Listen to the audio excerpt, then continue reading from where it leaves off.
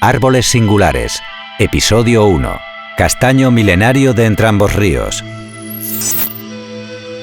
En la parroquia de Santa María de Chandrexa, municipio de Parada de Sil, provincia de Ourense, encontramos uno de los castaños más bellos que verán nuestros ojos. El paraje excepcional que rodea a este árbol milenario nos traslada a un auténtico escenario de cuento de hadas.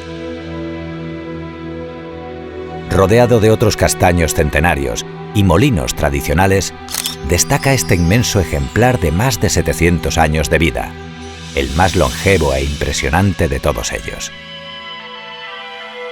Supera los 15 metros de altura y su tronco tiene un perímetro de 9,5 metros, ascendiendo el diámetro de la copa a 17 metros. La producción de castaña en la zona donde se ubica ha sido una de las principales fuentes de recursos de los habitantes del lugar. De ahí que sean abundantes los secaderos de castaña o sequeiros, construcciones que poseían una zona de secado de las castañas sobre ramas entrelazadas para facilitar el ahumado.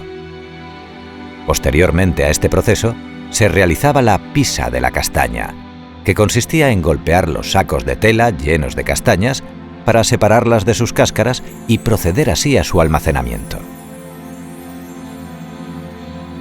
Merece la pena contemplar cada detalle de su tronco, sus ramas y la majestuosidad con la que emerge en medio del soto, donde encuentran cobijo y comida muchos animales del bosque atlántico, agasajados todos los otoños con castañas.